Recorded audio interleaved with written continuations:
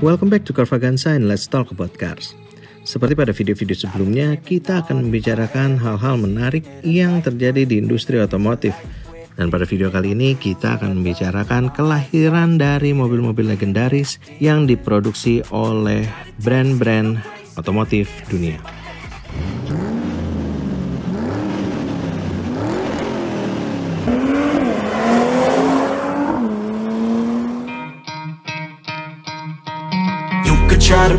Yang pertama kita punya Lexus LFA. Lexus pada awalnya dikenal sebagai produsen kendaraan mewah untuk menyaingi brand-brand Eropa seperti Audi, BMW, dan Mercedes-Benz.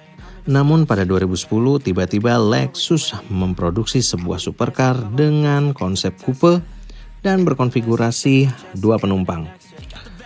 Kehadiran Lexus LFA ini kemudian mencuri perhatian para pengamat otomotif. Lexus LFA dibangun dengan mesin V10 berkapasitas 4,8 liter yang diracik bersama dengan pabrikan Yamaha. Forma yang dihasilkan tidak main-main. Tenaga maksimalnya mencapai 500 horsepower dengan torsi puncak yang mencapai 480 Nm. Selain itu, Lexus LFA ini juga mampu berakselerasi dari posisi diam hingga kecepatan 100 km per jam dalam 3,5 detik. Bahkan top speed yang dicapai oleh Lexus LFA ini mencapai 325 km per jam. Performa yang dihasilkan oleh mesin Lexus LFA ini tentu saja membuat pecinta otomotif langsung rasa jatuh cinta. Apalagi teknologi yang disematkan pada sektor chassisnya yang membuat pengendaraan mobil ini lebih stabil dan dinamis di jalan raya.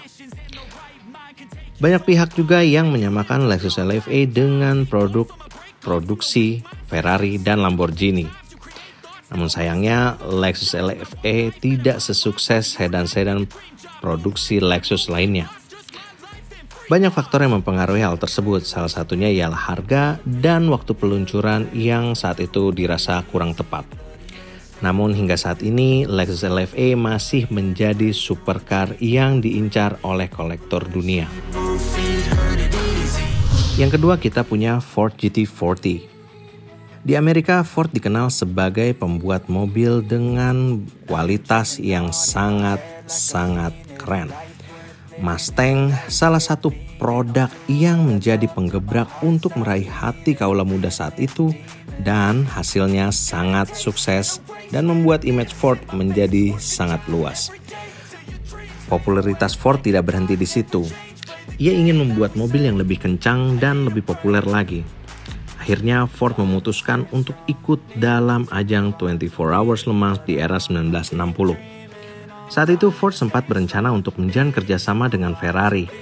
Sayang tawaran tersebut ditolak mentah-mentah oleh sang pemilik dan pendiri dari Ferrari yakni Enzo Ferrari. Saat itu Ford langsung menggait Carroll Shelby untuk memproduksi sebuah monster yang berbeda dan tidak hanya kencang tapi juga indah dilihat. Ford Advanced Vehicle Group di Inggris dan Carroll Shelby yang biasa menjadi tuner Ford ditugaskan untuk membuat Ferrari killer. Tapi sayangnya mereka tidak punya pengalaman untuk membuat mobil kencang. Meskipun pada akhirnya Ford GT40 ini mampu mengalahkan Ferrari pada ajang 24 Hours Le Mans 1965. Ford GT40 ini dibekali dengan mesin V8 berkapasitas 4,7 liter yang mampu menghasilkan tenaga maksimal 306 horsepower dan torsi puncak yang mencapai 446 Nm. Ford GT40 juga mampu berakselerasi dari 0 sampai 100 km per jam dalam waktu 4,5 detik dengan kecepatan maksimal 266 km per jam. Selanjutnya kita punya Kia Stinger. Siapa yang tidak kenal Kia? Kia dikenal sebagai produsen kendaraan-kendaraan seperti MPV dan SUV. Tapi siapa kira Kia juga pernah membuat sebuah sedan sport untuk menghadang kehadiran dari BMW M3. Meski begitu, Hyundai Kia tidak asal bikin. Ia membuat Stinger dengan pilihan 2 opsi mesin. Yang pertama, ia ditawarkan dalam mesin 4 silinder yang memiliki tenaga 256 PS dan kedua dengan konfigurasi V6 twin turbo dengan tenaga maksimal yang mencapai 361 PS. Sedan 4 pintu ini berdiri di atas platform Genesis dengan penggerak roda belakang yang dipendekkan. Kelahiran Kia Stinger ini langsung dikepalai oleh Albert Birman. Ia adalah mantan Vice President BMW M yang ditarik oleh Hyundai Group. Ferrari FF. Dari semua mobil yang sudah kami sebutkan, mungkin Ferrari FF adalah yang paling spesial.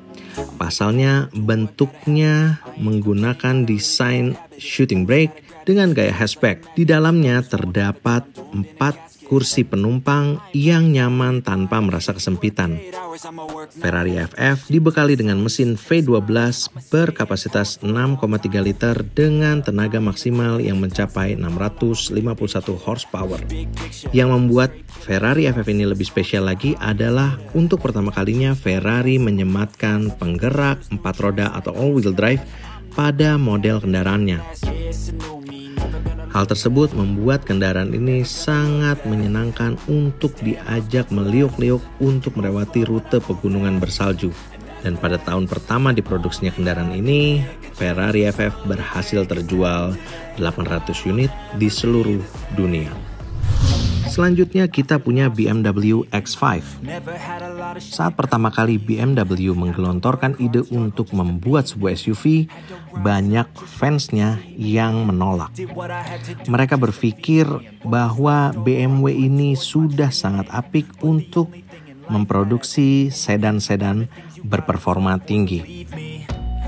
Tentu saja ini menjadi tantangan tersendiri bagi tim marketing BMW untuk menghasilkan SUV yang tetap diminati oleh para konsumennya.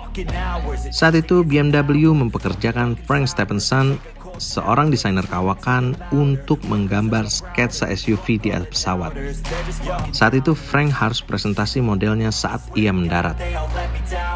Dan saat dipamerkan kepada manajemen BMW, mereka sangat menyukainya dan dibolehkan untuk diproduksi.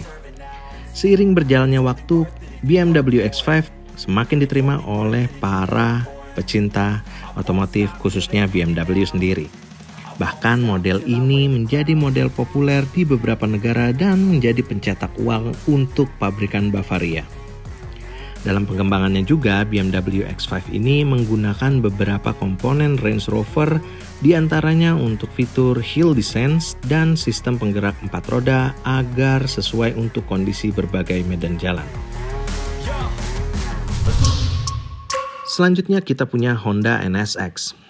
Jika biasanya Honda dikenal sebagai pembuat mobil keluarga, kali ini Honda tidak main-main dalam menghadirkan sebuah supercar dengan fitur dan reliabilitas yang jempolan. Honda memiliki kemampuan untuk mengamati pasar di sekitar mereka dengan sangat jitu. Ditambah lagi manajemen Honda saat itu yang tidak kaku dalam membaca pasar otomotif dunia. Hal tersebut membuat Honda berpikir untuk memproduksi sebuah supercar meskipun harus berganti haluan. Honda NSX adalah supercar yang memiliki konfigurasi mesin tengah dengan roda penggerak belakang. Selain itu, Honda NSX juga ditawarkan dalam 2 pilihan mesin. Yang pertama ialah V6 dengan kapasitas 3,0 liter yang menghasilkan tenaga 270 horsepower dengan torsi puncak yang mencapai 285 Nm. Dan yang kedua, mesin dengan kapasitas 3,2 liter yang menghasilkan tenaga 290 horsepower dengan torsi puncak yang mencapai 304 Nm. Akselerasi yang dicapai oleh Honda NSX ini tidak main-main.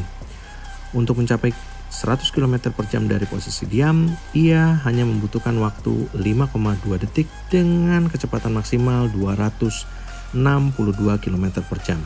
Bahkan saat pertama kali dihadirkan, Honda NSX sukses membuat para penggawa Ferrari tercengang-cengang. Hal tersebut tidak lepas dari terlibatnya Ayrton Senna dalam pengembangan mobil ini sejak awal. Makanya saat ini NSX sulit ditandingi dan telah menjadi kendaraan legenda dunia.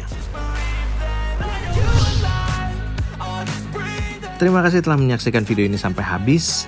Jangan lupa komen, like, dan share video-video di Carvaganza. Dan jangan lupa juga untuk main-main ke carvaganza.com untuk informasi otomotif yang lebih lengkap lagi. Sampai ketemu di video-video berikutnya. Carvaganza, let's talk about cars.